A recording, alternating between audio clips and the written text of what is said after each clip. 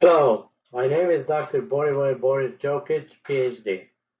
I started online teaching a long time ago, and we developed our first online course related to the continuing education of nurses and to save their time and the expenses of traveling from Tallahassee or from Jacksonville to Miami to be trained. So this includes beginning of the time, as I say, that we used to have a lot of things to do with video cameras, uploading those videos. It was relatively simple, and it was not as asynchronous as today. One of the main points today is that we want to have asynchronous experience. That means the experience is such that student can access the class and read all the necessary information, access the videos, access the explanations of what they can study and how can they study the subject. Especially math is a procedural subject. It's almost technical, needs a lot of steps, needs a lot of attentions, etc., etc. I usually tell my students, and statistics is a lot of word problems put together. So it means, and I also tell them in math, most of the word problems give you the almost 70% of the answer inside of the word problem. So focus on what you need to do and read carefully what is asked from you to be able to work on the assignments.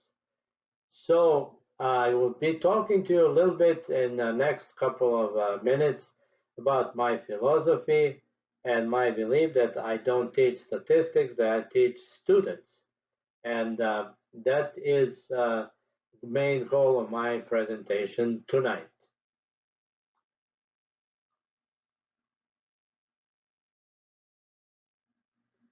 I was born and raised in Belgrade, now capital of Serbia. It was formerly known as former capital of former Yugoslavia. Married, two grown-up sons and three grandchildren. 6, 6, and 4. Boy, girl, and girl. Now, at this point of time, no calculation of probability of a boy being born needed uh, for the grade. We're not grading this assignment. All my degrees are from University of Belgrade, and you can look at this and the link whenever you have a chance if you want to. And it's including the PhD in statistics in 1986. In 1986, we came to the United States to work at the University of Miami Mathematics and Computer Science Department. I worked there for 21 years, then I retired. A few words about research and publications. Statistics is used as an integral part of scientific process on a daily basis. From January until now, we published 3 research papers in peer-reviewed journals. The most significant one with the highest ranking was most recent publication in European Publication Sustainability in March of 2018. Here's a link that shows a link to that publication. As statistician practitioner, I serve as a methodologist in many business and nursing doctoral dissertation committees at various universities. One of the major professional accomplishments is that all my mentees defended their research work. There were no findings or corrections requested in methodology part, which I'm very proud of. My teaching philosophy consists of several important points. One of the first most important one is recognize students' achievements. That way instantly opening a direct line of communication with students on the personal level. Do not intimidate. Don't expect students to know everything up to today's technology and science level. Instead, offer refresher sessions so everyone will find a place and level of knowledge for themselves. Be available and accessible. By email, text, phone. Love texting students at 2:30 in the morning sometimes. Students see me active on the computer. I see them active on the computer. And then we talk. And then there's a very productive communication most of the times. They're working on the assignments or exams and practicing all of that. Help students at this by tutoring them one-on-one. Direct them to where to seek help. Online tutoring, campus tutoring, lead videos, study groups, how to navigate online homework and testing. My Math Lab comes from the publisher.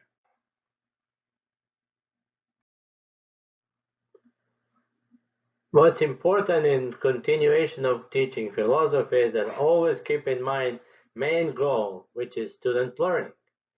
We need to understand special needs, provide approved accommodation, direct students to available resources in D12 or in BC Online environment, as well in on-ground campuses. Answer the email, maybe before they're even written if you can read their minds, which is probably the best solution, and that doesn't exist at this point of time. Answer them as soon as you can, keep less than 24 hours in mind. Be flexible and sensitive to very diverse student population. Be an educator, not instructor, not to be just enforcing the rules and regulations, but work on their learning. Make schedule and due dates flexible. Be firm so students understand and follow recommended due dates so they don't fall behind. That's the purpose of having them. One of the main reasons that what I do is keep the hope alive by teaching students, not subjects. In my course room, students come before the content. I do not teach statistics, I teach students. I communicate, meet, show. Let students do it using the latest computer technology to learn. Fostering 21st century needs, creative, innovative thinking, ready to meet challenges. Of course, you can contact me on my phone, 305-298-7389, or my email, private email and school email. Have a great day. Bye-bye.